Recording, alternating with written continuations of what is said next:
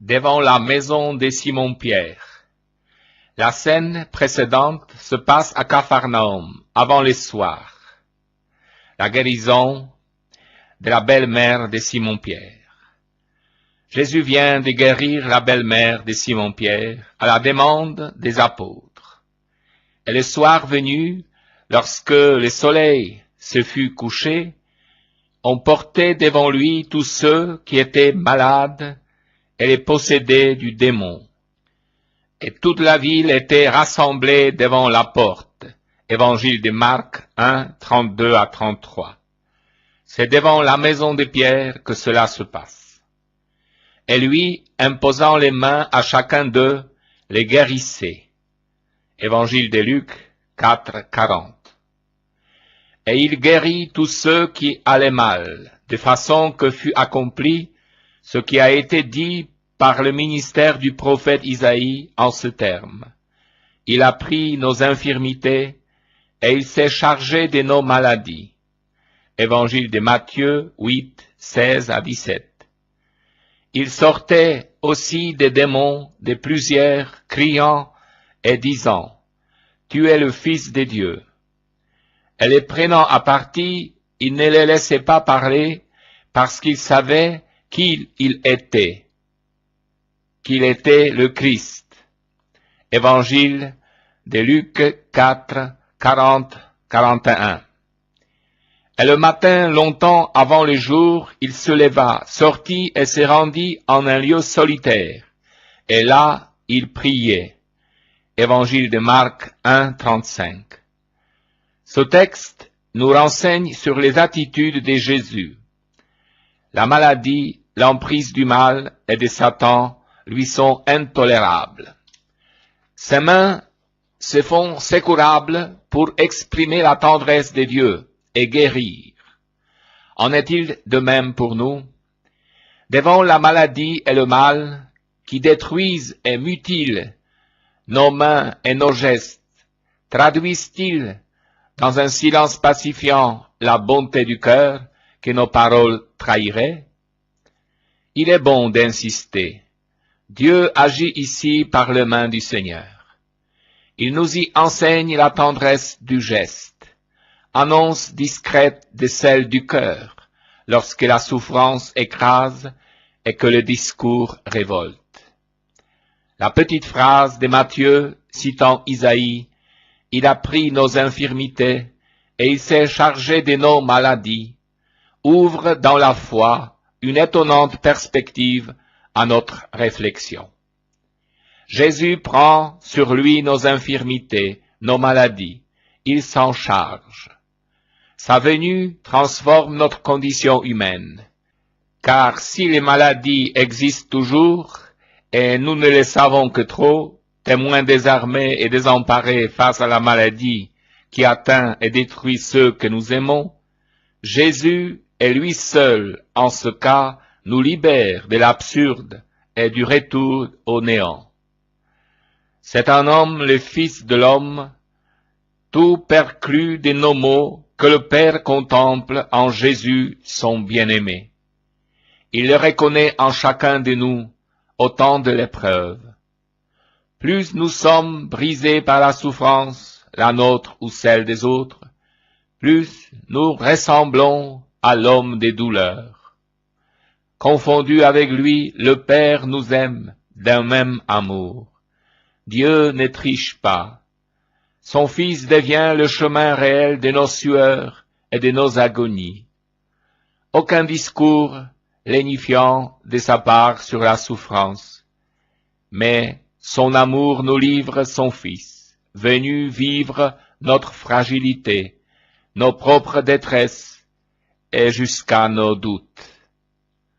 Jésus, ce soir-là, après avoir si largement côtoyé malades et possédés, s'être attardé près de chacun d'eux dans sa nuit, les avoir touchés de sa main, guéris de leur misère morale et physique, ressent un besoin impérieux de prier pour eux. Au milieu de la nuit, son cœur n'y tenant plus, il se lève, quitte la demeure tranquille et va prier le Père dans la solitude. Devant tant de situations de détresse qui nous agressent, nous bouleversent, nous dépassent totalement, il faut l'avouer, croyons comme Jésus, à la force de cette prière filiale et fraternelle dont il nous donne l'exemple. Jésus est le malade. Il les guérit durant ses courses apostoliques. Quittant Capharnaüm pour annoncer la bonne nouvelle du royaume, Jésus, dans ses courses apostoliques, se heurte sans cesse à la maladie et aux malades. Ce qui est certain, c'est que Jésus a aimé les malades et en a été aimé. Il ne se prive ni de les soigner, ni de les soulager. Toute misère les trouve sensibles et prêtes à agir. Et il guérissait toute langueur dans le peuple. Évangile de Matthieu 4, 23. On le sait si bien que cette renommée de bonté déborde loin, hors des frontières de la Galilée et de la Judée, au-delà du Jourdain et par toute la Syrie. Aussi lui présentons dans un offertoire des douleurs toutes les misères humaines à soulager. Et c'est la longue liste des détresses humaines. On lui amena tous ceux qui étaient mal en point, atteints de différentes maladies ou des douleurs, et démoniaques, et lunatiques, et paralytiques, et il les guérit. Évangile de Matthieu 17, 24. Étoile des douleurs qui converge vers l'homme-Dieu, l'envoyé du Père, venu détruire toute tristesse et toute maladie, pour faire rayonner au loin la joie et l'amour d'un Dieu fait homme, et il les guérit. Évangile de Matthieu 4, 24. Tout le peuple d'ailleurs va vers lui, s'attache à lui, et se trouve désemparé lorsqu'il poursuit sa mission auprès d'autres bourgs et villages. Or, les jours venus, il sortit et s'en alla dans un lieu solitaire, et les foules le cherchaient et vinrent jusqu'à lui, et il le retenait, afin qu'il ne s'éloignât pas d'eux. Évangile de Luc 4, 42. Deux aspects de sa mission leur redonnent espoir, l'annonce du règne de Dieu et la guérison des malades. L'annonce du règne donne sens et poids à toute la réalité humaine et la retire du néant où elle s'engloutit avec le temps. La guérison des malades, c'est déjà la tendresse de Dieu qui, à travers les mains du Seigneur, explique à notre cœur tous les sens du mystère de la fragilité de la créature que nous sommes, prise en compte par son amour. Il ne nous a pas créés pour la mort, mais pour la vie éternelle. Et il circulait dans toute la Galilée, enseignant dans leurs synagogues et prêchant l'évangile du règne, et guérissant toute maladie et toute langueur dans le peuple. Évangile de Matthieu 4, 23. Jésus ne se laisse pas enfermer par l'amitié. Il faut qu'il annonce les royaumes. Et le matin, longtemps avant le jour, il se leva, sortit et se rendit en un lieu solitaire, et là il priait. Évangile de Marc 1, 35. Jésus réside à Capharnaüm, chez Pierre. Il s'est levé de bon matin pour aller prier en un lieu solitaire. À l'aube, Pierre s'aperçoit que Jésus a déjà quitté la maison. Il connaît bien ses habitudes et sait qu'il va ainsi prier dans le silence. Et Simon s'est mis à sa recherche, lui et ceux qui étaient avec lui, et ils le trouvèrent et lui dirent, « Tout le monde te cherche. » Évangile de Marc 1, 36 à 37. Jésus va réagir devant cet appel avec toute sa générosité. Il ne se laissera pas enfermer par l'amicale sensibilité des foules.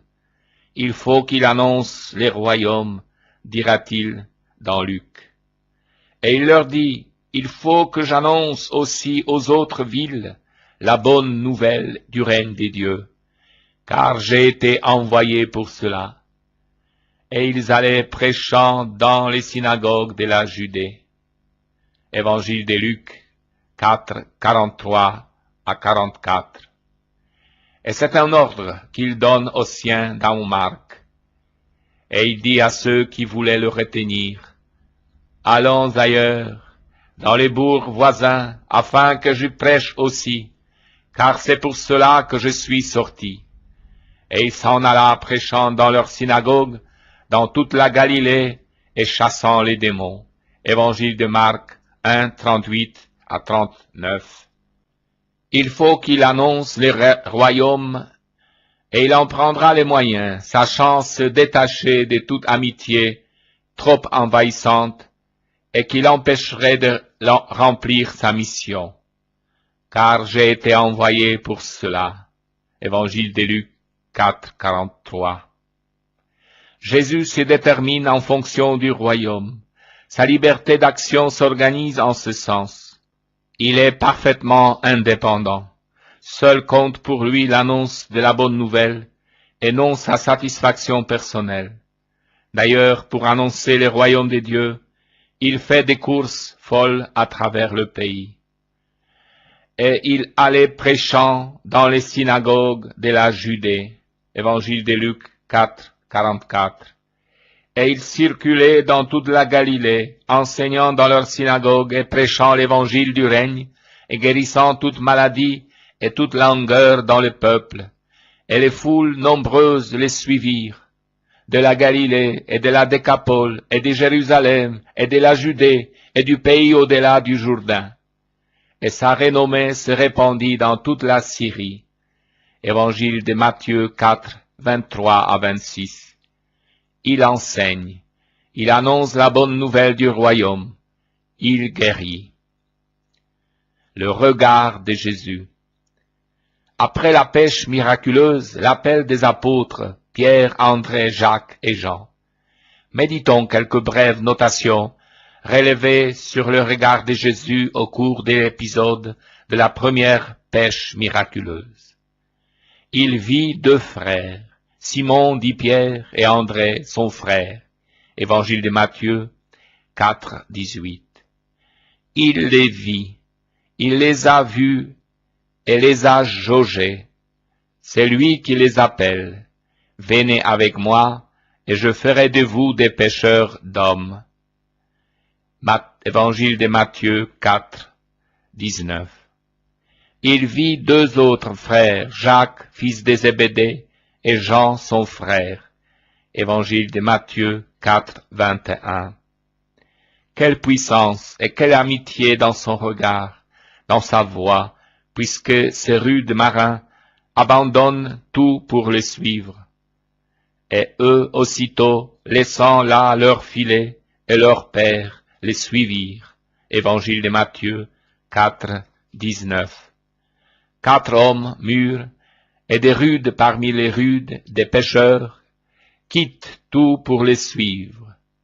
Ce tout, c'était une famille, un métier, un horizon familier et des rames usées, qui leur tenaient si bien aux mains. Dieu nous rejoint dans les événements. La pêche miraculeuse. La pêche miraculeuse révèle aux apôtres la puissance du Seigneur. Leur vieille expérience de la mer ne les a pas trompés. Ce n'était pas une nuit à prendre du poisson.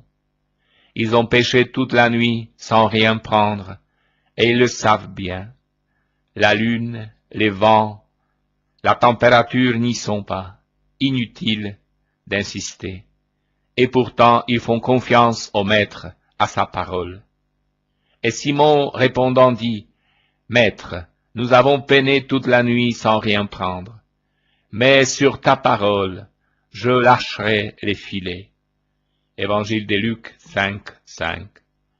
On sent une petite note d'agacement envers le rabbi, d'où les renversements de la situation et le cri de Pierre devant cette pêche inexplicable. L'ayant donc fait, ils capturèrent une grande quantité de poissons et leurs filets se rompirent. Et ils firent signe à leurs associés dans l'autre barque de venir à leur aide. Et ils vinrent, et l'on remplit les 2 barques, à tel point qu'elles s'enfonçaient. Ce que voyant Simon-Pierre tomba aux genoux de Jésus, disant, « Éloigne-toi de moi, car je suis un homme pécheur, Seigneur. » Car la stupeur l'avait envahi, lui, et ceux qui étaient avec lui, à cause de la pêche de poissons qu'ils avaient faite, et de même Jacques et Jean, fils de Zébédée, qui étaient compagnons de Simon. Évangile de Luc 5, 6 à 10. Mais le but des locures n'est pas la pêche en elle-même. Jésus veut amener les hommes à tout quitter pour les royaumes, et se sert de leur propre métier pour les convaincre. Là où les raisonnements n'auraient rien produit, la pêche miraculeuse bouleverse Pierre et ses compagnons. Les signes de Dieu ont un retentissement spirituel bien au-delà de leur texture naturelle. Cela nous arrive sans cesse à nous-mêmes, à travers les événements de chaque jour. Et Jésus dit à Simon, « Ne crains point, désormais tu prendras des hommes. » Évangile de Luc 5, 10. Jésus semble s'excuser d'employer sa puissance, car il est le Dieu de la liberté et de la paix, car la pêche miraculeuse est faite pour bien montrer à ces hommes que c'est Dieu qui agit dans leur conversion, mais elle n'est pas destinée à les effrayer.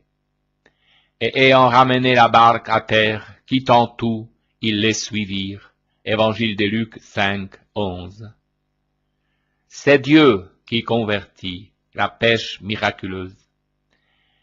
Ils vont devenir pêcheurs d'hommes, mais qu'ils ne s'imaginent pas que les conversions viendront de leurs expériences. La pêche miraculeuse n'est pas, comme d'aucuns le pensent, un miracle gratuit. C'est un mime qui sert au Seigneur à enseigner aux siens une des vérités fondamentales de la vie spirituelle.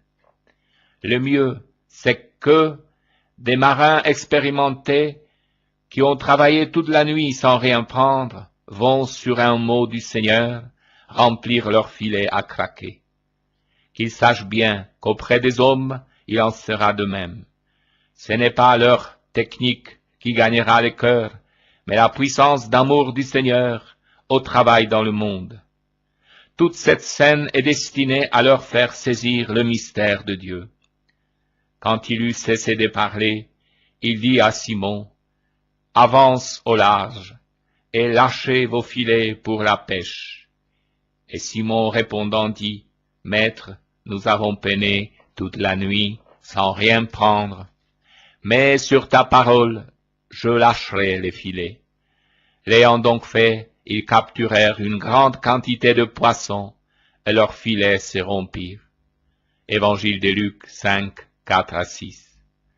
Devant Pierre, Jacques et Jean, et les autres pêcheurs du lac, bouleversés par leur pêche miraculeuse, Jésus dit simplement, « Ne craignez pas, venez à ma suite, et je vous ferai pêcheurs d'hommes. » Évangile de Marc 1, 17. Évangile de Luc 5, 10. Jésus soulignait dès le départ cette puissance incroyable de l'apôtre qui transforme les cœurs. Sa foi, sa confiance dans sa mission permettent à la force de Dieu, à la lumière de Dieu d'envahir un homme et de le changer radicalement. Et combien de fois les confidences de ceux qui nous rappellent telle ou telle parole, tel ou tel de nos gestes, qui les ont transformés, nous montrent à l'évidence que ce n'est pas tellement notre action personnelle qui les a touchés, car en fait, Dieu seul les a transformés par des paroles qui nous dépassent tellement. Il a frappé à la porte des riches pour trouver des apôtres, mais on ne l'a pas suivi. Par contre, des gens simples, mais pauvres, des pécheurs, ont répondu à son appel sans hésitation. Eux, aussitôt, laissant là leur filet, les suivirent. Évangile de Matthieu 4, 20. La vocation chrétienne est toujours un appel à la liberté, la pêche miraculeuse. L'appel des apôtres s'est fait à travers une série de propositions. Il y eut la rencontre au bord du Jourdain. Il y eut quelques miracles pour annoncer dans l'enthousiasme la bonne nouvelle du royaume. Il y eut des guérisons opérées devant eux. Mais Simon, André, Jacques et Jean retournèrent toujours à leur barque et à leur filet. Puis il y eut l'appel. Il fallait s'engager. La grande loi de la liberté, qui ne se réalise que dans la contrainte, reprenait ses droits. Pour suivre Jésus et annoncer la bonne nouvelle du règne, il leur demandait de tout quitter. Et Jésus leur dit, « Venez à ma suite, et je vous ferai devenir pêcheurs d'hommes. » Et aussitôt laissant là leur filet, ils les suivirent. Évangile de Marc 1, 17 à 18. Il en fut de même pour Jacques et Jean. Et s'avançant un peu, il vit Jacques, le fils de Zébédée, et Jean son frère, qui se trouvaient eux aussi dans la barque, raccommodant les filets. Et aussitôt il les appela, et laissant là Zébédée leur père dans la barque avec les mercenaires, ils partirent à sa suite. Évangile de Marc 1, 19 à 20. Dans un tel appel, la liberté ne se réalise que dans un choix douloureux. Ces hommes ont dû, pour suivre Jésus, abandonner un métier qu'ils aimaient, ainsi que leur famille et leur maison. Jésus, pour annoncer l'Évangile, a donc pris des hommes engagés pleinement dans la vie humaine. Ils avaient un métier, une famille, une maison. Leur choix fut radical. La tendresse de Dieu face à la maladie, guérison d'un lépreux. Or, pendant qu'il était dans une ville, voici qu'il survint un homme rempli de lèpre. Et ayant aperçu Jésus, et s'étant jeté face contre terre, il les supplia, disant, « Seigneur, si tu veux, tu peux me rendre pur. » Et étendant la main, il le toucha, disant, « Je le veux, sois purifié. » Et aussitôt la lèpre le quitta. Évangile de Luc 5, 12 à 13. Même si du temps de Jésus, on ne connaissait guère les lois de la contagion, les lépreux étaient tenus sévèrement à distance, tant on craignait d'attraper ce mal incurable. Jésus dépasse les peurs instinctives et les défenses légales pour toucher ce lépreux, le rendre à lui-même et le guérir. Jésus ne guérit pas comme un magicien. Son action est un acte libre, qui s'adresse à un être libre. Ici, à l'appel de détresse de ce lépreux, « Seigneur, si tu veux, tu peux me rendre pur », répond la parole consciente, respectueuse, qui atteint l'homme, sans les transformer en objet et en sujet de la puissance de Dieu. Dieu est bien trop discret pour agir avec désinvolture. Son action est un choix de l'amitié en face de l'homme blessé. Jésus perçoit la détresse de cet homme, chassé de son village, et son cœur commande à sa main pour lui témoigner amitié et sympathie et le guérir. Cette main fait encore plus pour lui rendre courage que l'impératif de tendresse qui le purifie. Et étendant la main, il le toucha, disant, « Je le veux, sois purifié. » Et aussitôt la lèpre le quitta. Évangile de Luc 5, 13. Et il lui recommanda de ne rien dire à personne. Évangile de Luc 5, 14. Il prend bien ses précautions, en défendant au miraculé de parler. Mais secret de Polichinelle, il est encore plus recherché qu'avant, et ses clients lui font une réclame monstre.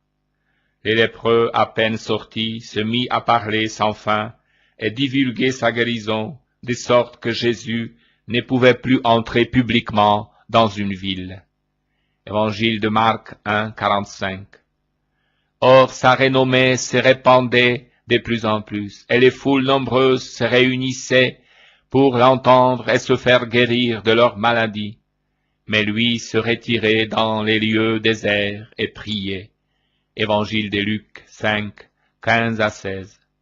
Jésus fuit la popularité, et devant cette masse de gens qui souffrent et qui viennent vers lui, il sent un besoin impérieux de se retirer à l'écart et de prier. Jésus-Christ est le seul sauveur de l'humanité et que ce n'est qu'en lui et en lui que l'on peut atteindre le salut. Preuve moderne de la fausse foi chrétienne. Le premier doute sérieux sur la mission universelle de l'Église est apparu dans l'Europe chrétienne au siècle des Lumières. Les philosophes de cette période croyaient en l'universalité de la raison naturelle humaine, alors que le message de l'Évangile ne donnait qu'un sens particulariste.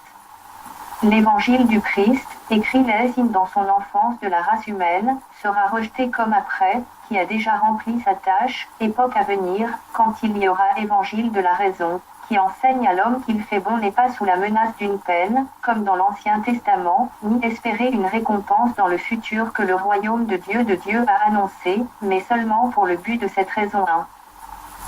Comme on le voit, le point de la religion tout est amené ici à la morale, il n'est donc pas surprenant que la foi de l'Église, comme les philosophes odieux de l'illumination, dogme. Et la croyance du christianisme par sa polyvalence a commencé à stigmatiser comme le fanatisme. Dans les jours de la Révolution française, même maniérisme est arrivé à appeler les catholiques fanatiques d'eux. Dans les temps modernes, contester les prétentions universelles du christianisme est faite, douce, sans l'agression avec laquelle il a rejeté le message de l'Évangile au siècle des Lumières si vraiment le Christ était le seul donateur du salut. Qui appelle l'argument est particulièrement fréquent aujourd'hui répété, et si Dieu a vraiment aimé chaque individu, l'homme et le message de ce salut doit avoir beaucoup de temps pour atteindre tout le peuple. Pendant ce temps, l'Évangile est venu à une partie relativement petite de l'humanité, et rien n'indique que dans un proche avenir cela va changer, ce qui est plus, le christianisme est en crise évidente. En support rappelle à quel point prédit chrétien puissant crise même USJ, CFLC 18, émoticône n'en croyant pas ses yeux. Modèle particulièrement populaire, qui sert aujourd'hui à remettre en question l'unicité du Seigneur Jésus comme sauveur est formulé en 1973 par John Rick, et donc il a appelé « Révolution copernicienne religieuse ».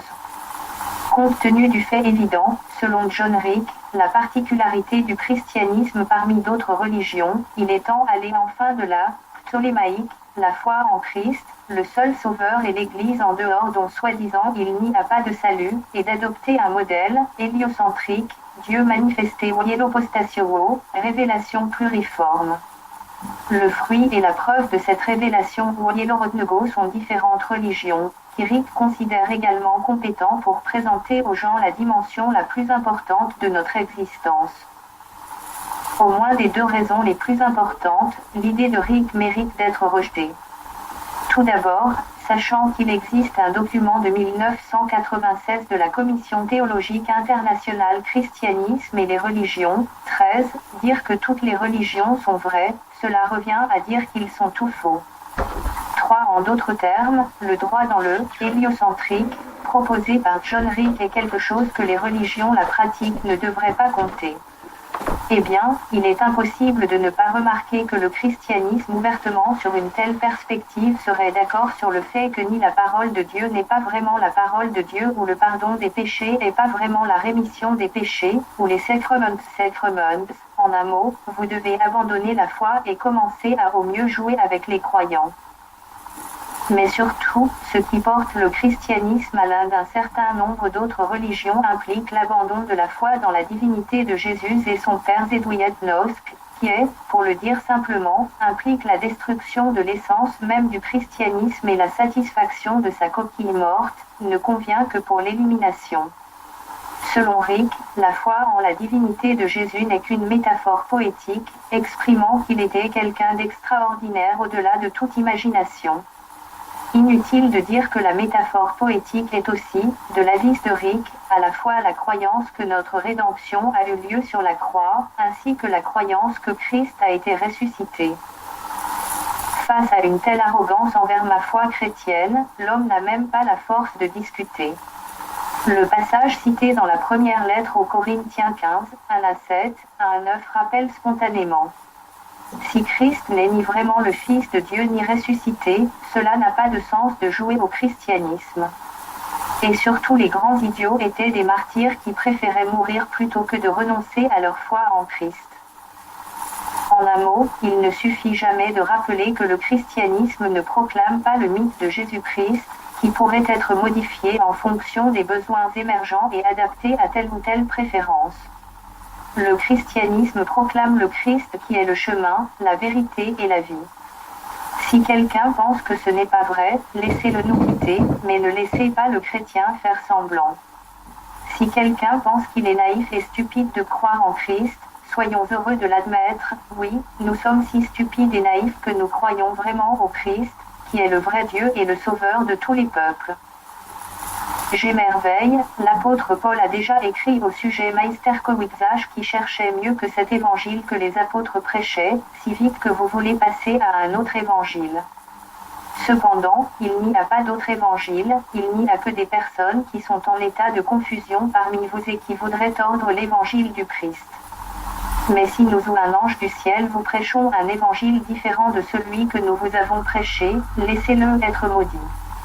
Je l'ai déjà dit, je le dis encore maintenant, si quelqu'un vous annonce un évangile différent de celui que vous avez reçu, qu'il soit anathème, Galates 6-9, puisque le Christ est le Sauveur, il n'y a pas de salut en dehors du Church.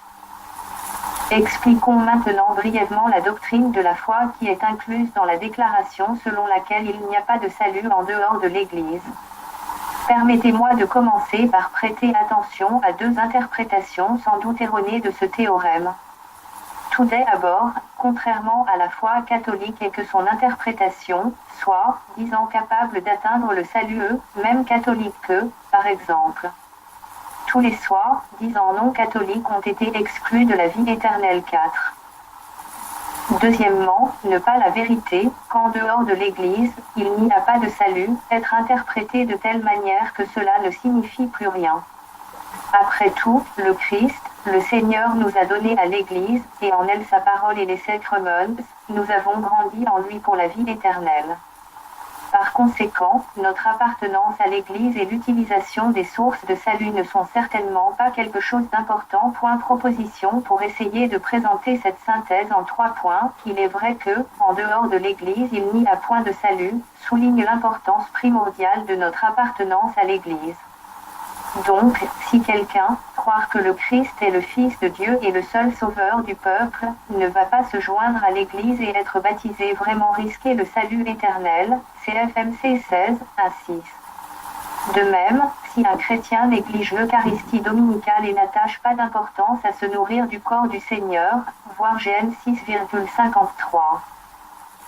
La tradition chrétienne transmet littéralement l'immensité des avertissements à ce sujet.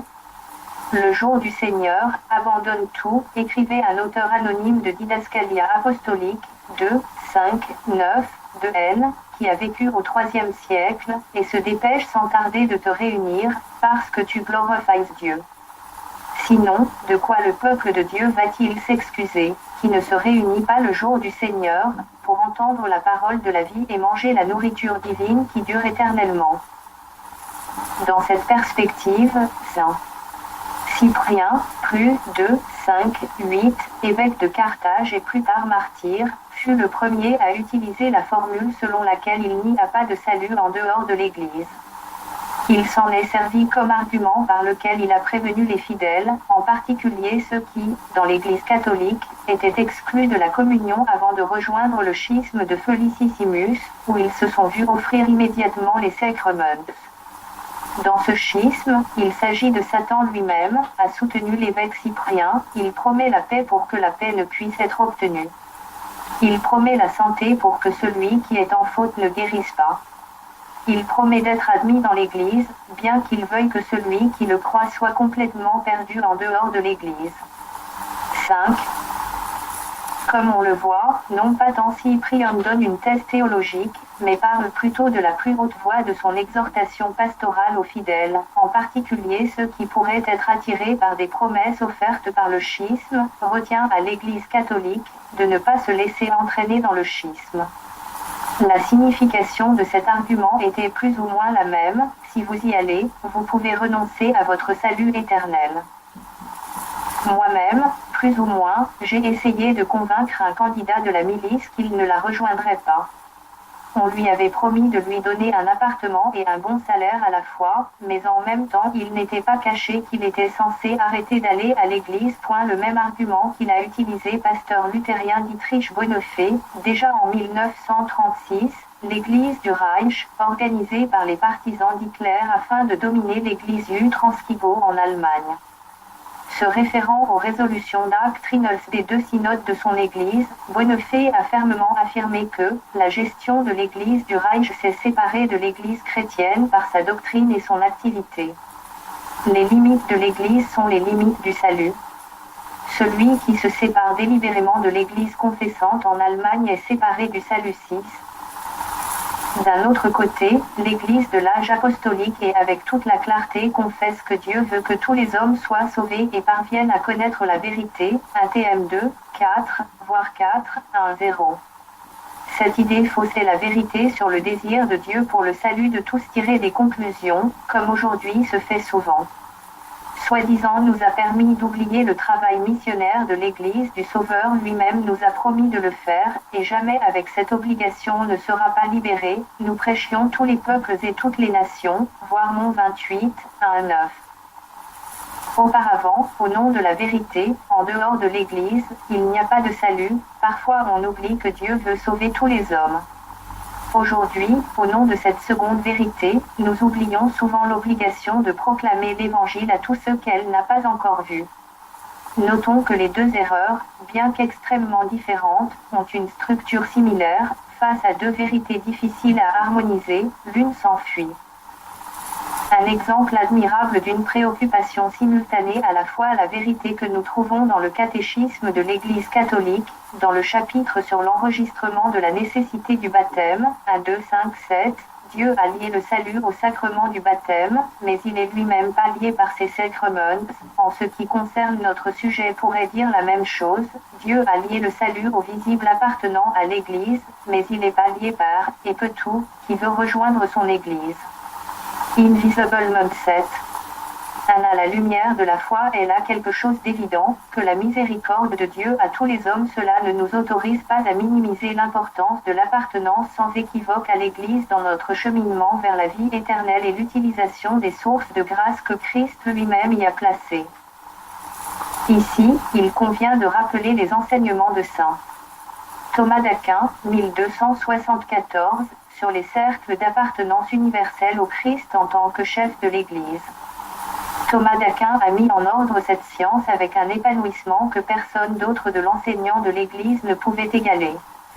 Car le Seigneur Jésus comme chef de l'Église, ils sont d'abord tous les anges et sauvés, d'autre part, toutes douées de grâce, et même tiers croyants qui ont perdu la grâce. De plus, le 4e et le 5e appartiennent potentiellement à lui, même tous les non-croyants, et appartiennent maintenant à lui, même ceux qui méritent la damnation éternelle de lui et finissent par tomber. Certificat inhabituel vaste même pour le martyr persévéré dans l'Église et la réticence simultanée à parler du sort final de ceux qui ont quitté la véritable Église, en l'an 655 par le grand théologien byzantin, Saint Maxime le Confesseur. Empereur avec le patriarche de Constantinople organisé alors, à des fins politiques, à savoir gagner la bonté empire lui abandonné des monophysites, conspiration contre la foi catholique et l'Église a tenté d'imposer monothéisme, l'hérésie, qui a détruit la vérité de l'humanité du Christ. Maximus était presque le seul des personnages importants de l'Église byzantine à s'être fermement opposé à ce bricolage. Je n'ai pas l'intention d'abandonner la vraie Église, s'est-il défendu quand il a été accusé de s'aimer l'anxiété dans l'Empire. On lui a demandé, es-tu ainsi tu seras sauvé, et tous les autres iront à la perdition il a dit, les trois jeunes hommes, qui ne vénèrent la statue à donner les dirigeants, bien que tous les hommes, personne ne condamnait.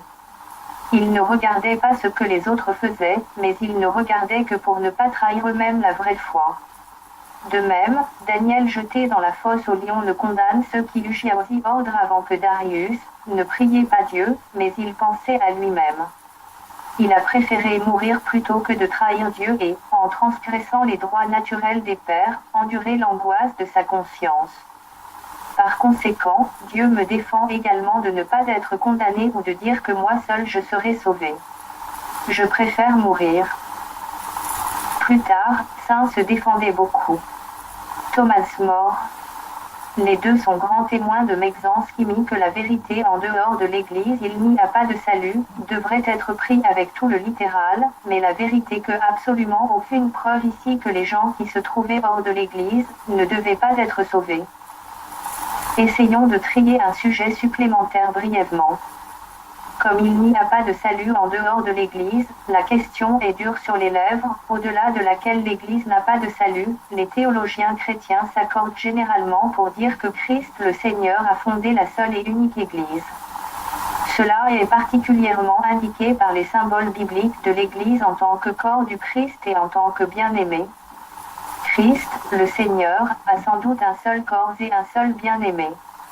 Les divergences ne commencent que face à la question « Où est cette Église du Christ ?» Les théologiens protestants cherchent généralement à répondre à cette question dans deux directions. Une Église du Christ, c'est le premier groupe de réponses, existe dans de nombreuses branches, c'est-à-dire dans de nombreuses dénominations. Par exemple, au milieu du XXe siècle, il est apparu en Angleterre la doctrine des trois branches de l'Église du Christ, rejetée par le Saint-Siège dans les décrets de 1864 et 18651-0. Il est difficile d'accepter la doctrine des diverses confessions chrétiennes comme des branches d'une seule Église, car il semble que cela implique inévitablement le relativisme de la vérité révélée. Le deuxième groupe de réponses à la question ci-dessus vise à abandonner l'indication de communauté religieuse spécifique et l'affirmation que la seule et unique Église du Christ est en train d'être construite et est essentiellement invisible, il apparaîtra visiblement et finalement seulement au jour glorieux de la venue du Christ. Cependant, il est impossible de ne pas remarquer que Christ le Seigneur n'a pas créé une telle Église. Le Sauveur voulait sans aucun doute que son Église soit visible, après tout, il a nommé des apôtres spécifiques pour lui, a laissé sa parole et lui a donné les sacraments. Il y a aussi des objections à la doctrine selon laquelle cette Église du Christ est réalisée de manière concrète, ici et seulement dans cette Église. Je ne pointerai pas du doigt où aujourd'hui cette doctrine est en train d'être confessée. Permettez-moi de vous rappeler comment saint Augustin a une foi polémique avec ses disciples, plus 4, 3, 0. Sa polémique avec les donatistes montre très bien la différence entre la conception catholique de l'Église et les approches rigoureuses de ces dénominations chrétiennes, qu'ils n'admettent qu'à eux-mêmes. La foi catholique, oui, la seule et unique Église du Christ reconnaît l'Église catholique et apostolique réunie autour de l'évêque de Rome comme successeur de Pierre, en même temps, cependant, refuse d'autres communautés de croyants dans le Christ une partie réelle dans la seule vraie Cosielna aussi. En outre, écoutons attentivement l'explication d'Augustin. Ils veulent ou ne veulent pas être nos frères. Ils cesseraient alors d'être nos frères s'ils cessaient de dire notre Père. Ils disent, vous n'êtes pas nos frères, ils nous appellent des païens. C'est pourquoi ils veulent nous baptiser à nouveau, ils disent que nous n'avons pas ce qu'ils nous donnent. Il résulte de leur erreur qu'ils nient que nous sommes leurs frères. Nous ne répétons pas leur baptême. Eh bien, ils ne reconnaissent pas notre baptême, ils nient que nous sommes leurs frères. Nous ne répétons pas leur baptême, mais reconnaissons les nôtres, nous leur disons, vous êtes nos frères. Ils disent, éloignez-vous de nous, nous n'avons rien à faire avec vous. Et juste parce que nous avons quelque chose en commun avec vous, nous confessons un Christ dans un corps, nous devrions être sous la même tête. Pourquoi, répondait Donatis, vous me cherchez si je suis mort? Je ne chercherai pas si tu n'étais pas mort. Depuis que je suis mort, il répondra, comment puis-je être ton frère? Car je veux entendre parler de toi, ton frère était mort et il est devenu vivant, il a disparu et s'est retrouvé, LK 15, 2, 4, 3, 2. Nous vous adjurons, frères, par l'intérieur même de l'amour, dont nous buvons le lait, dont nous nourrissons le pain, par le Christ notre Seigneur, par sa douceur. On a dit exactement la même chose à propos de la dernière Église du Christ, avant de commencer à présenter son enseignement sur les cercles d'appartenance à l'Église. Ici, je vais présenter cette étude dans le texte conciliaire de citation synthétique tel qu'il a été présenté dans le catéchisme de l'Église catholique, 8.3.6, à cette unité catholique du peuple de Dieu. Tous les hommes sont appelés, il appartient ou sont triés les fidèles catholiques, comme d'autres qui croient en Christ, comment toutes les personnes en général, la grâce de Dieu ont appelé au salut.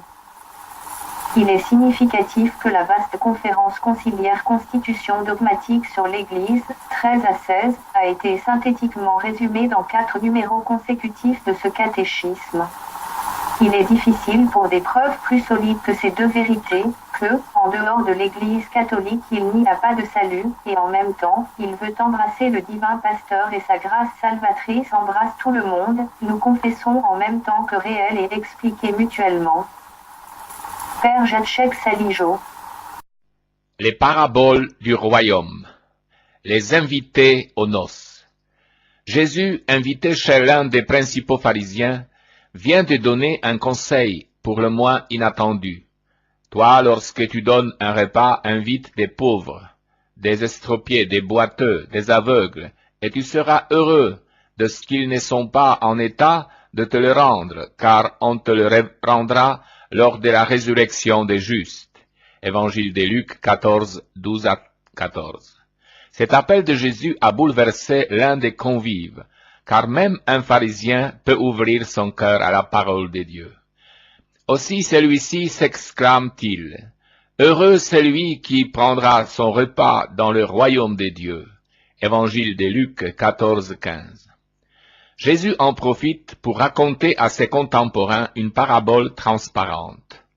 Le royaume des cieux peut être comparé à un roi qui fit un festin de noces pour son fils, et il invita beaucoup de monde. Évangile de Matthieu 22, 2.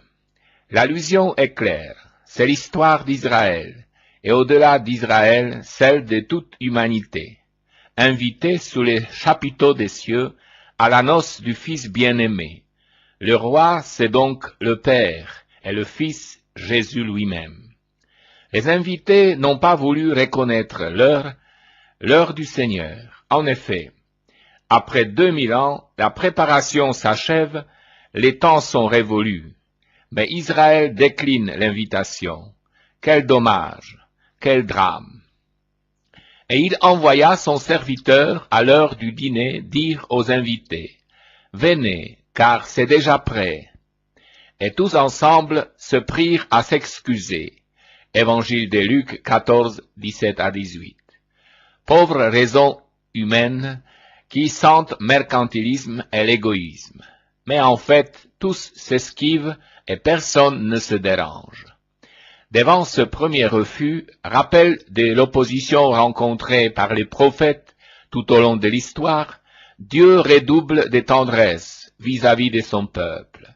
Jésus souligne cette tendresse en décrivant tous les soins mis à la préparation de ce festin. Dites aux invités, voici que j'ai préparé mon déjeuner. Les bœufs et les animaux gras ont été immolés. Et tout est prêt, venez aux noces. Évangile de Matthieu 23, 4. Vaine tendresse, car bientôt, allant plus loin que leur père, ils iront jusqu'à tuer les serviteurs du roi. Jésus met en pratique les conseils que lui-même donnait aux invités. C'est à tous les hommes qu'il veut voir annoncer la bonne nouvelle du royaume et transmise l'invitation du Père. Personne n'est exclu, bon ou mauvais, tous sont conviés. Et les serviteurs du roi, étant sortis sur les routes, ramassèrent tous ceux qu'ils trouvèrent, mauvais ou bons, et la salle des noces fut remplie des convives qui se mirent à table. Évangile de Matthieu 22, 10. Israël, en déclinant l'invitation, laisse le pas aux païens du monde entier. Cela ne veut pas dire que l'on entre automatiquement dans le royaume des cieux. Non, il faut être revêtu de la robe nuptiale pour prendre part au banquet. Pour aller vers Dieu, il faut se convertir, se retourner vers lui. Nous sommes des êtres libres. Dieu invite, propose, sollicite et attend notre oui. Dieu nous aime, mais le refus devient une offense. Car je vous affirme qu'aucun de ces hommes qui avaient été invités ne goûtera à mon dîner. Ils ne voulaient pas venir. La parabole est si claire pour les contemporains de Jésus que les pharisiens, s'étant retirés, tinrent conseil pour les prendre au piège de leurs questions, le prendre en défaut sur une parole pour les livrer au pouvoir et à l'autorité du gouverneur. Évangile de Matthieu 22, 15. Ils allaient bientôt mettre à mort les serviteurs du roi. Jésus est la souffrance. Il faut prendre sa croix. On n'est pas disciple de Jésus pour rire. Il faut choisir entre lui et tout le reste. Rien ne doit nous arrêter, ni père, ni mère, ni épouse, ni enfant, ni nous-mêmes. Si quelqu'un vient à moi, et cependant ne hait pas son père, sa mère, et sa femme, et ses enfants, et ses frères et sœurs, et même encore son âme, il ne peut être mon disciple. Évangile de Luc 14, 26. C'est d'ailleurs ce et même son âme qui nous donne la clé de ce passage si abrupt. Il faut, pour être disciple de Jésus, ne pas s'idolâtrer soi-même, mais faire de lui seul le centre de notre vie. Il en est de même de notre père, de notre mère, de notre femme, de nos enfants. Ils tiennent une place immense dans l'amour de Dieu, mais ils ne sont pas à nous. Et à leur égard, nous avons à trahir un amour excessif qui les ravirait à Dieu pour en faire notre bien et les esclaves de notre affection.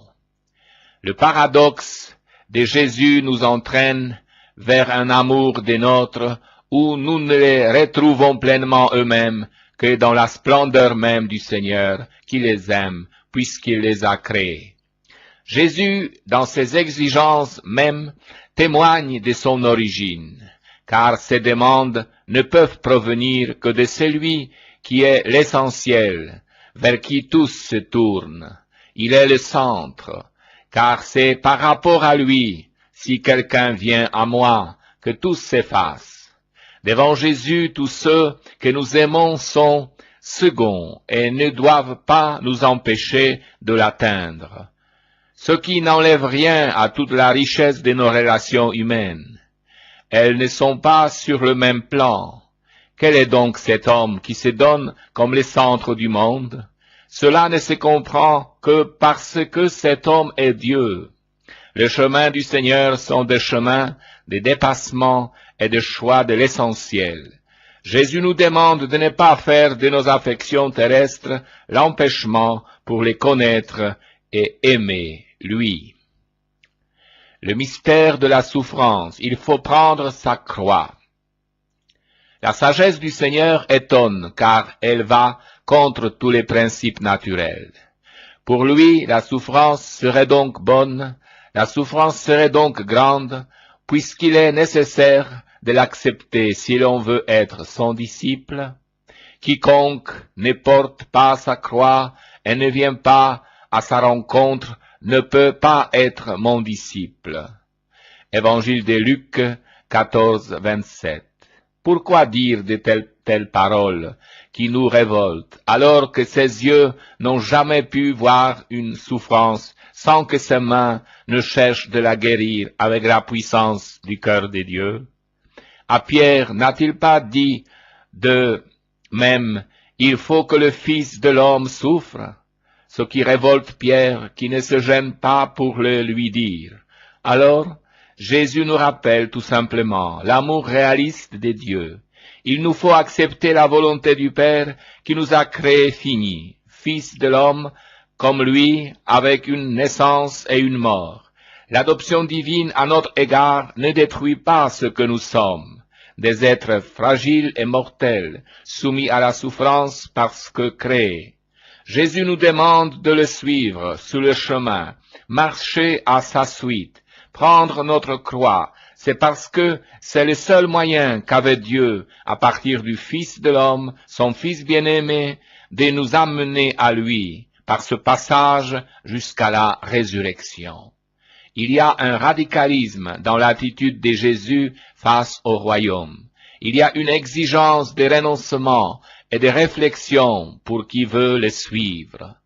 Quiconque parmi vous ne renonce à tous ses biens ne peut être mon disciple.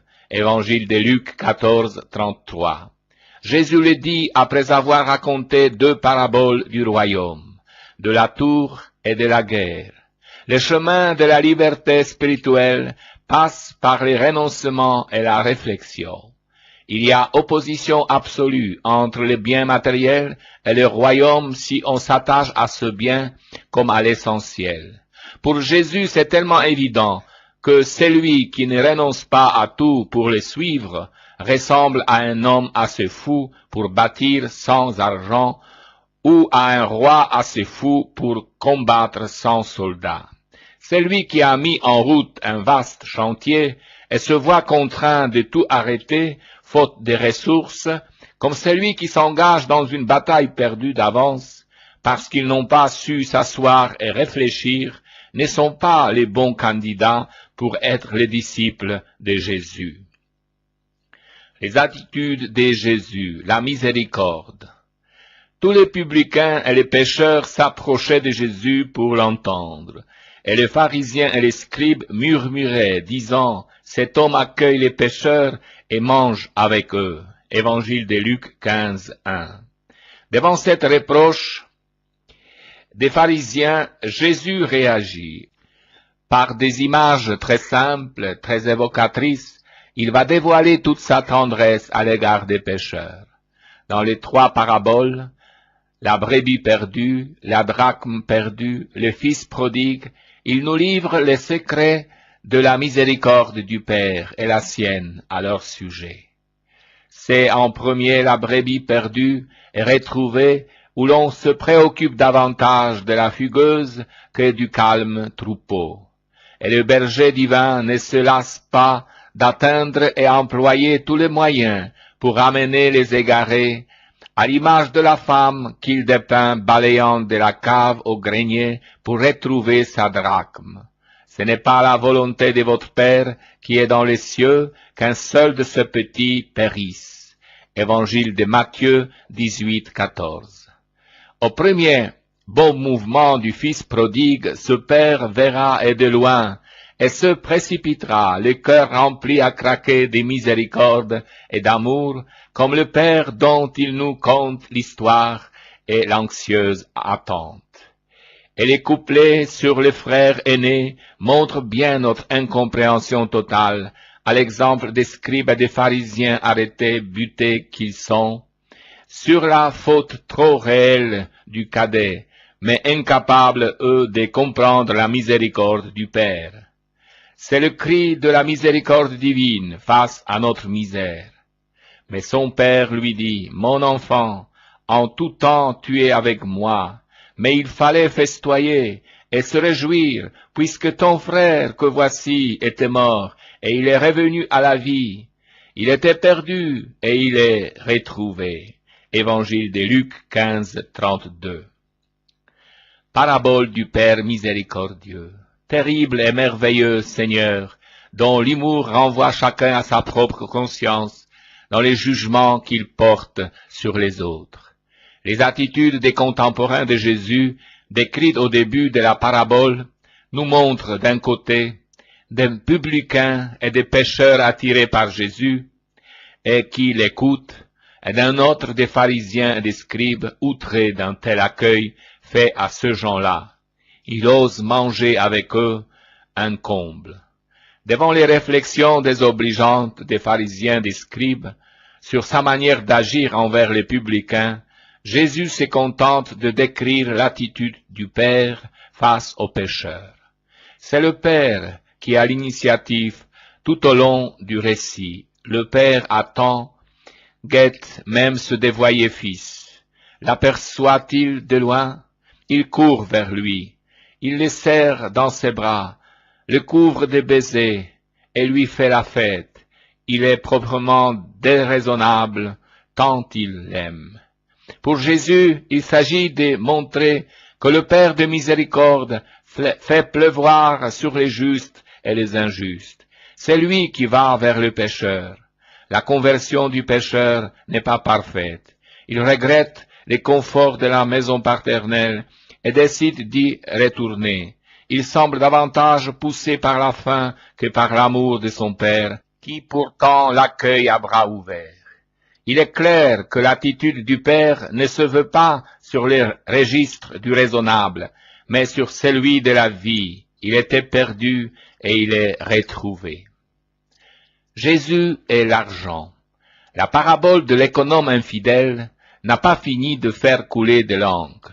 Jésus nous invite non pas à imiter la malhonnêteté de cet intendant, mais à être aussi intelligent que lui dans la recherche de biens spirituels.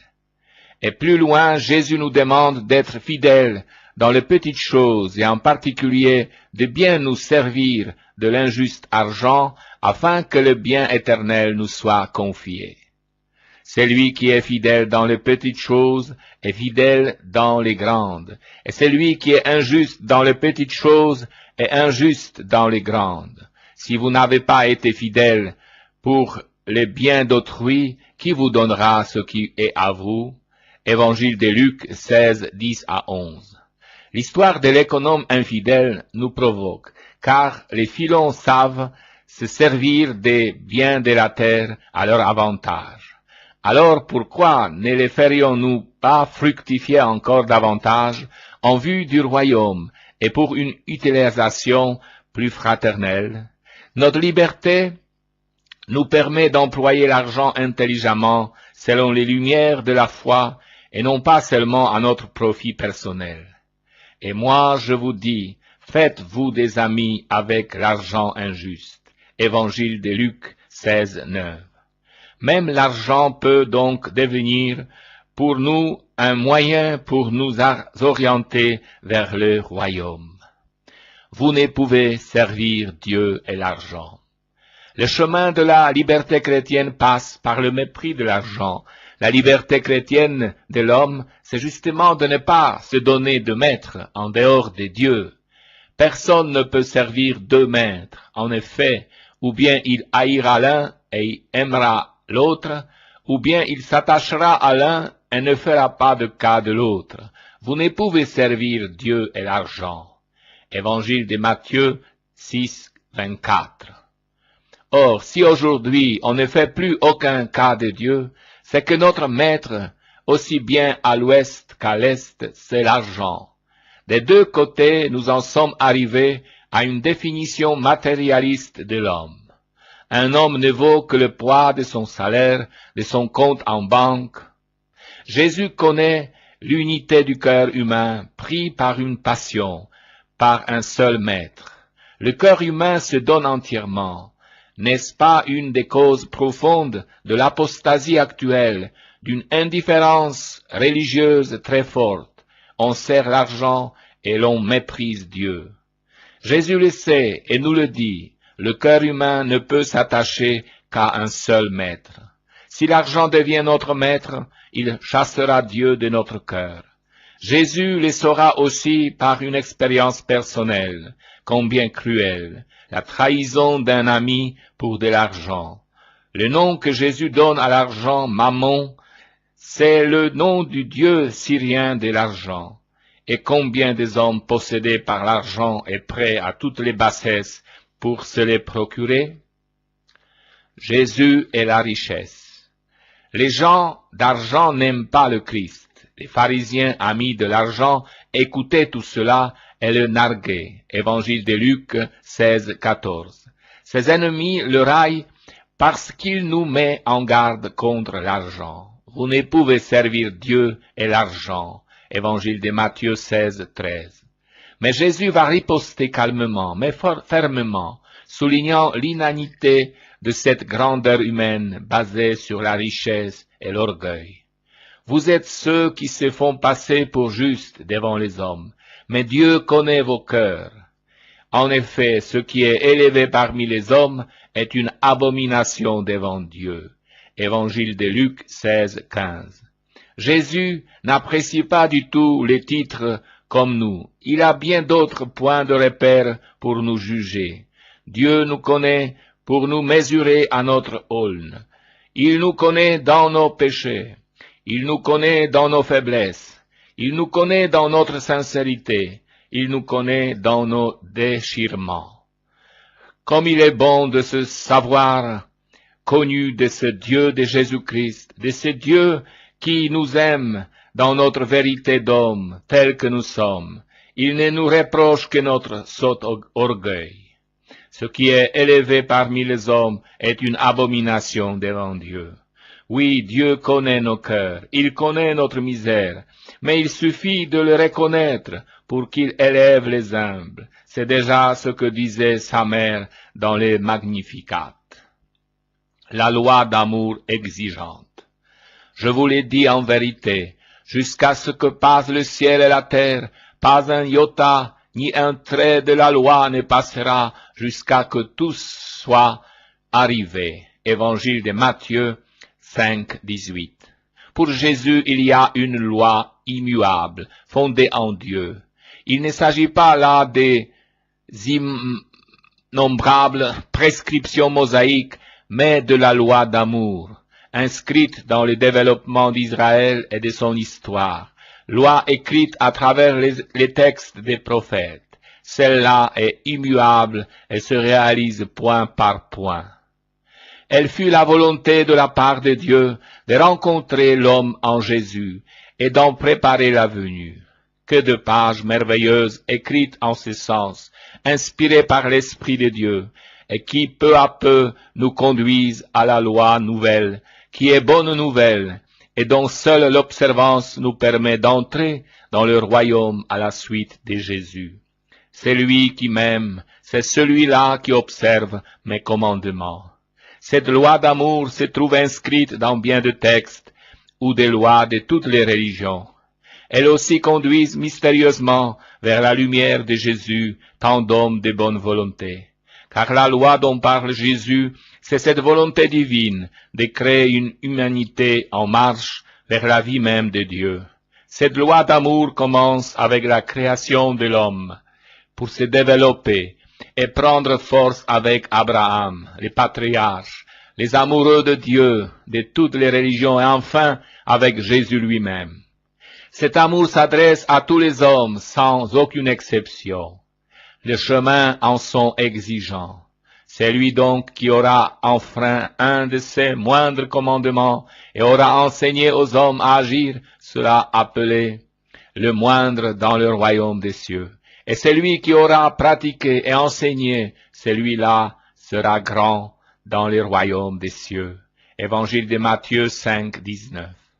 L'apôtre est grand dans le royaume des cieux s'il commence d'abord par faire lui-même ce qu'il enseigne. La loi d'amour depuis Jésus est exprimée dans l'Évangile à travers ses paroles et ses comportements. Pour Jésus, l'observation de la loi est la seule véritable preuve d'amour, la seule manière vraie et réaliste de contrôler si notre volonté est bien conforme à la volonté divine. Si vous m'aimez, vous garderez mes commandements. Évangile de Jean 14, 14. Pour Jésus, le chemin de la liberté chrétienne passe par l'observance amicale des plus petits commandements dans l'amour. Vous êtes mes amis, si vous faites ce que je vous commande. Évangile de Jean 14, 15. C'est cela l'amour. Ti volo bene, disent les petits enfants italiens en embrassant leur mère. Je veux ton bien, c'est cela l'amitié. Jésus est la richesse, le pauvre Lazare.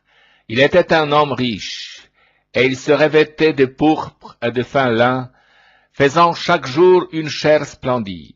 Or, un pauvre nommé Lazare gisait près de son portail, rongé d'ulcères, et désirant se rassasier de ce qui tombait de la table du riche. Mais les chiens encore en passant léchaient ses ulcères. Évangile de Luc 16, 19 à 20. Le chemin de la liberté chrétienne passe avant tout par l'ouverture aux autres dans l'emploi des biens de la terre. Jésus nous montre l'indifférence de cet homme riche devant la misère. Si Jésus condamne cet homme par la bouche d'Abraham, c'est parce qu'il s'est contenté de vivre à l'aise sans voir la souffrance de son frère. « Père Abraham, s'écrie-t-il, aie pitié de moi, et envoie Lazare pour qu'il trempe les bouts de son doigt dans l'eau et me rafraîchisse la langue, car je souffre dans cette flamme. » Mon enfant, dit Abraham, souviens-toi que tu as reçu tes biens durant la vie, et Lazare de même les maux. Maintenant il est ici consolé, mais toi tu souffres. Évangile de Luc 16, 24 à 25. Jésus fait remarquer à ses auditeurs que nous n'avons que le temps présent pour faire le choix essentiel dans la liberté de notre conscience.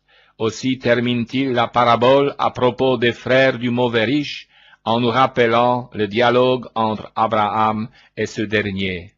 Non, Père Abraham, dit-il, mais si quelqu'un d'entre les morts va vers eux, ils feront pénitence. S'ils n'écoutent pas Moïse et les prophètes, lui dit Abraham, même si quelqu'un ressuscite d'entre les morts, ils ne seront pas persuadés. Évangile de Luc 16, 30 à 31. D'un autre côté, pour Jésus, il n'y a pas de communication entre les morts et les vivants, en dehors de la communion des saints, de cette présence intérieure merveilleuse et profonde, due à une communion à la même source de vie entre les vivants et les morts dans le Christ Jésus. Présence mystérieuse et active, cette communion nous pousse à mieux aimer Dieu et nos frères dans la réalité de la vie. L'ordre de la grâce. De même vous, lorsque vous aurez fait tout ce qui vous aura été ordonné, dites, nous sommes des serviteurs inutiles, nous avons fait ce que nous devions faire. Évangile de Luc 17, 10. Jésus nous parle d'un serviteur qui travaille à longueur du jour comme laboureur ou berger, et à qui, lorsqu'il rentre du travail, son maître demande encore de préparer son repas. Jésus ajoute, a-t-il de la reconnaissance à ce serviteur pour avoir fait ce qui lui a été ordonné? Évangile de Luc 17, 9.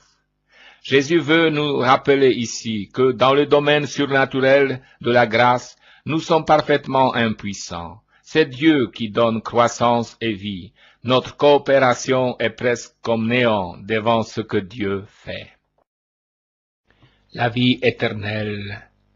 Oui, les sujets de conversation avec Jésus est d'une importance capitale. Il me parle de la vie éternelle au devant de laquelle nous sommes tous en train de cheminer. Sera-t-elle une éternité de gloire?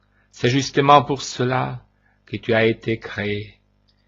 Il y a en effet au paradis une place laissée libre par les anges rebelles et destinée à chaque homme. Là, ils t'attendent. Tous, vous êtes tous destinés à vivre dans la gloire avec moi, dit Jésus, et avec Marie, ma mère, plongée en Dieu. Mais toi, arriveras-tu à ce seuil béni? Là t'attendent les anges et les saints qui t'ont précédé.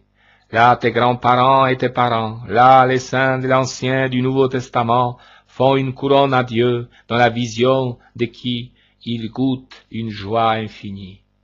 Tu es destiné à les rejoindre toi aussi, et à t'unir à eux pour célébrer la gloire infinie de la Sainte Trinité pendant toute l'éternité. Te dire que cette perspective devrait te séduire au point de te rendre désireux de l'atteindre serait un mince argument. Te dire que tu devrais accueillir avec joie tous les ennuis et les surmonter tous les obstacles à condition d'y parvenir est une raison bien faible. Et moi seul, je puis te le dire car je sais ce que vous a préparé le Père éternel. Mais si tu as confiance en mes paroles, dit Jésus, écoute-moi. Mes paroles sont vérité et vie, elles ne passeront jamais. Le ciel et la terre passeront, mais ma parole ne passera jamais. Si toi donc tu m'écoutes et me crois, je t'assure que le bonheur préparé pour vous au ciel est telle que ce ne serait rien de supporter tous les martyrs, de verser toutes les larmes, de subir n'importe quelle peine ou malheur à condition de parvenir à cette félicité. C'est pourquoi, bien que n'ayant jamais vu des choses semblables, vous êtes invités à les désirer, car c'est dans ce désir et dans la volonté de les atteindre que vous exercez la vertu de la foi. Si déjà vous aviez vu, quel mérite auriez-vous à croire? Tu n'aimes pas pour rien. Crois donc à mes paroles, me dit Jésus. Toi, tu ne travailles pas en vain, tu ne souffres pas en vain, tu ne pleures pas en vain, tu n'aimes pas pour rien. Tout converge vers un but, rejoindre ton Dieu pour lequel tu as été créé. Certes, toutes les choses auxquelles j'ai fait allusion, à savoir tous les tourments, ne suffiront pas à te le faire atteindre. Il faudra mes mérites infinis, mon sang surtout, qui, en effaçant tes fautes et en te revêtant de la grâce, te met en état de pouvoir entrer en paradis. Telle est l'espérance à tes yeux et qui doit remplir de joie tes jours. Quand tout sera fini aux yeux des hommes, quand pour toi le soleil se sera couché et ne se lèvera plus, quand tous les tiens te salueront pour toujours, commencera pour toi la vraie vie, celle qui ne finira jamais. Une vie où le soleil n'a pas de couchant, où il n'y a qu'amour et joie, paix et félicité. Vis dans la sérénité avec cette pensée. Regarde toujours en haut. Brève est la vie et faite seulement des misères. Regarde donc en haut. Le monde qui t'entoure t'entraîne au mal. Le malin te séduit. Tu marches à tâtons dans le noir. Si tu ne te fies qu'à toi, tu es perdu. Regarde en haut. Là est le but, au-delà des étoiles. Mène ton combat comme le guerrier se jette dans la mêlée et se défend pour défendre la patrie. Crains l'ennemi aux aguets. Munis-toi des armes nécessaires et puis aie confiance en celui qui te parle, qui est continuellement à tes côtés et combat avec toi et pour toi. Et ne crains pas, la victoire sera pour toi. Je t'ai parlé d'armes, les dangers, tu les connais. Je te les ai montrés, je fais qu'entretenir des armes dont tu dois te servir. L'arme la plus puissante est la prière. Dieu a lié à la prière votre force et sa faiblesse. Celui qui prie se met dans la condition du sujet qui se place au service du roi, dans la condition du fils qui demande le secours de son père, du serviteur qui s'offre à aider son maître. Oh, elle est bénie, la prière qui sort des lèvres des hommes, accompagnée par le cœur, qui monte comme un parfum d'encens jusqu'au trône de Dieu et lui arrache son secours et son appui. Il est certain que pour être acceptée, la prière réclame de celui qui l'a fait un état d'esprit particulier. Une personne qui se déclare ouvertement ennemie du roi ne peut aller lui demander des faveurs. Elle doit d'abord se mettre en état de les mériter. Éloigne donc de ton âme tout ce qui te rend ennemi de Dieu, puis mets-toi à genoux, humilie-toi, et le Seigneur tournera son regard vers toi et t'accordera ce que tu demandes.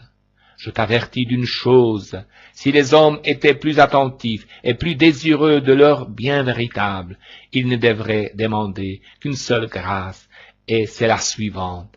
Celle de savoir surmonter la bataille de la vie en vainquant les mauvaises inclinations, le démon et le monde pour arriver à la vie éternelle, au ciel. Tout le reste n'a aucune importance. Tout n'a de valeur que dans la mesure où il t'aide à atteindre le but pour lequel tu as été créé. Les saints sacrements, la vie est comme un pèlerinage, ou si l'on veut, comme un voyage.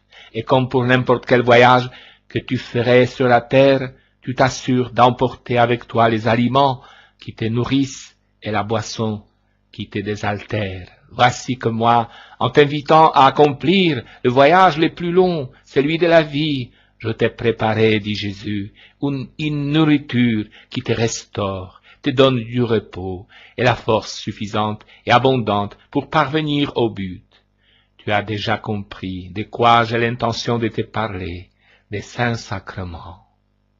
Après t'avoir greffé sur moi par le baptême, après t'avoir fortifié par les sacrements de confirmation, je t'ai préparé 2 autres sacrements, l'un qui est le sacrement de la miséricorde, l'autre qui est celui de l'amour.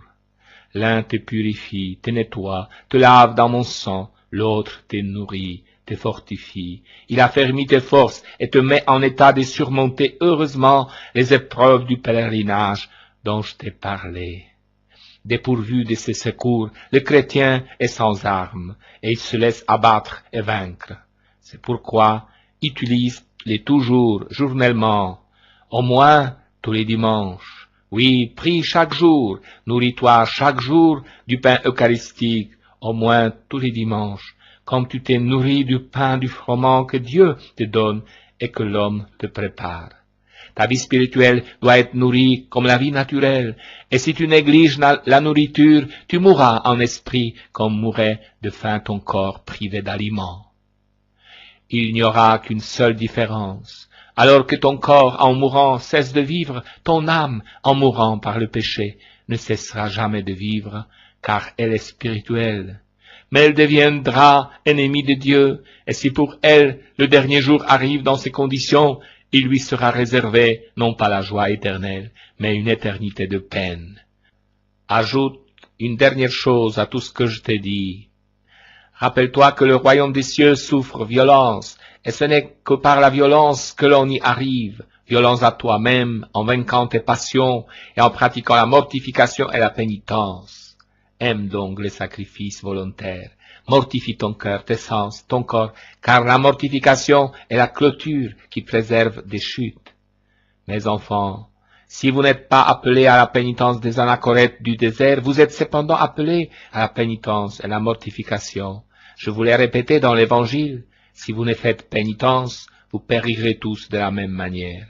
Voilà pourquoi j'ai voulu te faire participer à mes souffrances, ne fût-ce que pour une très petite partie, afin de compléter la leçon et de te faire comprendre l'importance de la pénitence. À chacun ce qu'il mérite.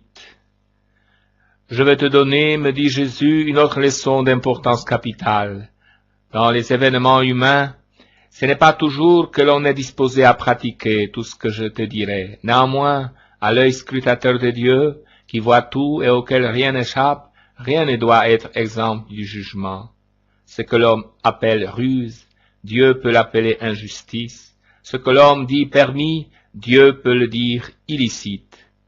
Fais bien attention, que ta façon d'agir, que Dieu voit et scrute jusqu'au fond, soit toujours digne d'un jugement bon et louable, non pas tant aux yeux des hommes qu'aux yeux des dieux.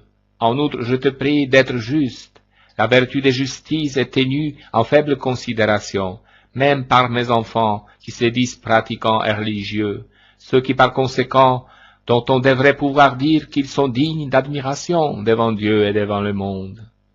C'est une vertu difficile, la justice, qui consiste à donner à chacun ce qu'il mérite, est une vertu difficile à pratiquer. Je commence par te dire que tu dois être toujours juste avec Dieu, en lui donnant ce qui lui revient, vraiment tout ce que tu as. Toi, tu l'as reçu, n'est-ce pas? Dieu t'a donné la vie. Dans son esprit, tu existais de toute éternité. Et ce n'est qu'à un moment déterminé, pour toi c'est la date de naissance, que tu es venu au monde, après que Dieu eut demandé la collaboration de tes parents. Dieu te rendit encore la vie de la grâce que tes premiers parents avaient perdue pour eux-mêmes et pour les autres, et il te fit sa fille, son fils adoptif. Oui, car de fils de Dieu selon la nature, il n'y a que moi, dit Jésus. À partir du moment où, ayant reçu le baptême, tu es devenu sien, a commencé cette suite de grâces qui continue toujours, dont tu ne t'aperçois même pas, mais dont est tissée toute ta vie spirituelle et même matérielle, car moi, le Seigneur, je ne néglige rien pour ton bien. Qui pense à me remercier? Maintenant, qui pense à me remercier pour tous ces dons gratuits et à se montrer juste envers moi, en me donnant au moins de l'amour pour tout ce qu'il a reçu? me dit Jésus. Beaucoup tiennent ces dons pour inutiles et les méprisent, d'autres les emploient mal et les gaspillent, d'autres encore me maudissent. Pour ce même bienfait dont je les ai gratifiés et que j'accorde sans cesse. La justice envers moi, envers Dieu, n'est pas pratiquée.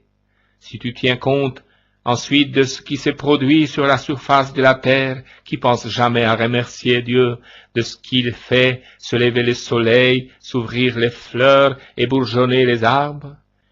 C'est lui qui envoie en tout temps la neige ou la pluie, la chaleur ou le froid, pour que tout concourt à donner aux hommes ce dont ils ont besoin.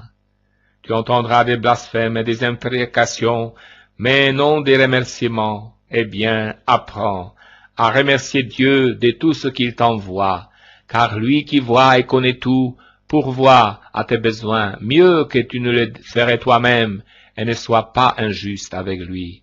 Rends-lui comme un don d'amour ce qu'il te donne sans cesse. Donne-lui toutes les actions de ta vie quotidienne. Donne-lui ton cœur plein de reconnaissance et d'amour. Confie ton âme au soleil divin de sa grâce, pour que, illuminée et bénie, elle puisse s'enrichir de mérites. Sois reconnaissant à Dieu pour tout ce que tu reçois continuellement, tant dans l'ordre naturel que dans l'ordre spirituel, même si ces dons n'apparaissent pas toujours à ton regard, afin de pratiquer au moins en partie la justice envers ce Dieu qui te donne tout. Utilise bien ces dons. Ils t'ont été donnés non pas seulement pour toi, mais encore pour que tu en fasses profiter tes frères et sœurs du monde entier. Sache les donner, ne sois pas égoïste, donne avec générosité, avec largesse, sans attendre de retour, pas même un merci, car ce que tu as n'est pas à toi, toi aussi tu l'as reçu. Donne avec amour, soit que ceux à qui tu fais du bien t'aiment, soit qu'ils ne t'aiment pas, qu'ils soient bons ou méchants, donne toujours par amour. Donne pour accomplir un acte de justice envers Dieu et envers eux. Et si celui qui reçoit veut être juste aussi, comme il le devrait, s'il ressent le devoir de te remercier ou de payer le don de retour, ou de rendre ce qu'il a reçu, qu'il soit béni, car la justice s'ouvre un chemin. Elle n'est pas en effet une vertu réservée à quelques-uns, mais elle doit être pratiquée par tout le monde. Il y a des lois humaines qui règlent la justice envers les autorités et la justice de l'autorité. Quelquefois ou souvent les lois ne sont pas conformes à la justice, mais si celui qui obéit le fait par amour pour moi, il en retirera tout de même un avantage. Toi, conduis-toi toujours selon ta conscience. Fais en sorte de conserver toujours une conscience droite. Cherche en tout, non pas ton seul bien-être, mais encore celui des autres. Imite mon bon Père putatif, Saint Joseph, que l'Évangile définit, l'homme juste. Demande-lui de te guider dans tes affaires matérielles et spirituelles. Pratique la justice avec tout le monde. Te rappelles-tu ce que j'ai dit durant ma vie mortelle? Donnez à César ce qui est à César, et à Dieu ce qui est à Dieu. Et encore, si votre justice n'est pas plus grande que celle des pharisiens, vous n'entrerez pas dans le royaume des cieux. Oui, tu dois être juste dans ton âme, me dit Jésus. Les jugements des hommes ne doivent avoir aucune importance pour toi. Même si les hommes voyant tes œuvres te louent, cela importe peu. L'essentiel, c'est que tes œuvres soient louées de Dieu, car c'est de lui que tu recevras une récompense ou un châtiment pour chaque chose. Tu me dis, Jésus, n'oublie jamais mes paroles, car ce serait du temps perdu que de le lire et de ne pas le méditer, de les oublier. Relis-le dans des temps libres et fais-en ta nourriture quotidienne. L'œuvre de ta sanctification dépend beaucoup de cela. Imite ce que faisait ma mère, qui gardait dans son cœur mes paroles, mes enseignements, pour les mettre en pratique et les enseigner aux apôtres dont elle a été la première maîtresse. Vis près de moi, en moi, aime-moi, et la vie te semblera plus légère. Moi je pense à tout, dit Jésus, je paie pour tout, je sanctifie tout, fais comme j'ai dit, et demeure serein en ma compagnie. Tu me dis Jésus, en tout tu dois toujours chercher la gloire de Dieu. Grande est la gloire de Dieu au ciel, et aussi grande doit être la gloire de Dieu sur la terre. Dans les ciels, les anges et les saints contemplent cette gloire, et se réjouissent eux-mêmes en la vivant et en la contemplant. Sur la terre, les hommes doivent la chercher et la désirer et y contribuer par leurs œuvres afin que la gloire de Dieu soit complète. Ce n'est pas qu'il manque à Dieu quelques éléments pour être glorifiés, mais la reconnaissance de cette gloire infinie de la part du monde spirituel et de la part de tous les hommes est juste. Gloire à Dieu au plus haut des cieux, ont chanté les anges au-dessus de la crèche, où je suis né petit enfant, dit Jésus. Et il était juste de lui rendre gloire, car à ce moment-là s'opérait le plus grand miracle de l'histoire humaine, un Dieu qui se faisait homme. Comme cet acte manifestait l'immense bonté de Dieu, il était juste que les anges invitassent les hommes à chanter sa gloire. La gloire de Dieu, vous la contemplez dans l'immensité des cieux. Les cieux racontent la gloire de Dieu, dit le psalmiste. Les étoiles, le soleil, la lune, la foudre, les tonnerres parlent des splendeurs, des puissances, des gloires infinies.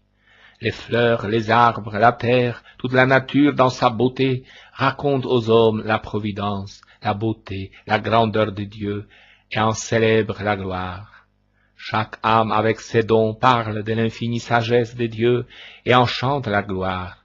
Mais la gloire que Dieu désire de nous est celle que nous lui donnons en le reconnaissant comme Père, comme Maître suprême, comme notre unique Seigneur à qui nous devons tout.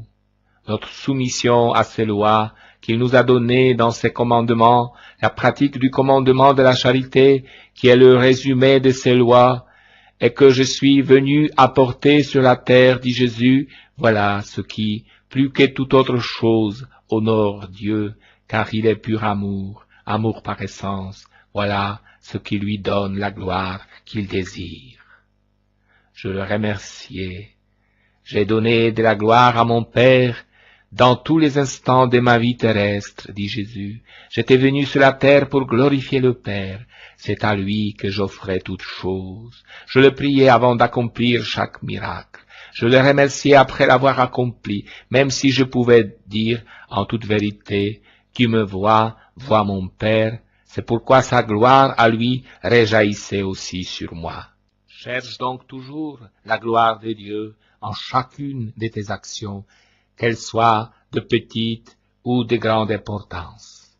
Rappelle-toi bien, ce n'est pas l'importance de l'œuvre qui compte, mais la personne pour qui elle est accomplie. Un service rendu au roi est beaucoup plus important que celui rendu à une personne de peu d'importance. Tu sers ton Dieu, eh bien offre-lui chaque action, chaque pensée, redresse toujours ton intention, même si un service t'est demandé par d'autres personnes, toi, fais-le toujours comme s'il était demandé par Dieu, et tu acquerras chaque jour un monceau de mérite. Tu auras ainsi donné à Dieu toute la gloire qui lui revient, et ce sera ensuite à lui de te glorifier. Durant la journée, répète souvent cette phrase pour qu'elle te serve à raviver cette pensée que je t'ai expliquée. Seigneur, à ta plus grande gloire. Ainsi rien ne sera perdu de ce que tu dis, fais et penses, et tu deviendras de l'or coulé pour le ciel. Tu me dis, Jésus, je désire que tu me serves avec simplicité et humilité, en faisant de minute en minute ma volonté, sous quelque forme qu'elle se présente à toi, qu'elle soit une souffrance, ou une bonne œuvre, ou un acte de charité, ou un travail. Pour le reste, laisse-moi faire. Je dirige tout en vue de ton bien du prochain et de la gloire de mon Père qui est aux cieux. Seigneur, me voici entre tes mains, fais de moi ce que tu veux. Oui, la soumission de ta volonté à la volonté de Dieu est l'acte le plus important et le plus méritoire que tu puisses faire. En cet acte consiste la vraie sainteté, qui n'est pas faite d'extase ni de miracles, mais d'obéissance, aveugle et prompte au divin vouloir. Si tu es tout donné à la divine volonté, elle agira en toi, et tu n'auras plus besoin de faire de choix, tu n'auras pas besoin de grâce. Te quittant toi-même, tu trouveras Dieu, et l'échange vaut la peine d'être fait. Seigneur, accepte ma volonté. Tu me dis, Jésus, oui, j'accepte. Et toi, veille bien à rester constant dans ce désir, quoi qu'il t'arrive, car sois sûr aussi qu'il ne t'arrivera rien qui ne soit pour ton plus grand bien. Ne crains rien. Tu sais combien je t'aime, me dit Jésus, et comme je désire être aimé de toi, eh bien, ne crains rien. Quand le soir, en repensant à la journée écoulée, tu trouves que tu m'as aimé et que tu n'as pas fait de mal au prochain, mais qu'au contraire tu l'as aidé, ne doute pas, tu as bien utilisé ta journée.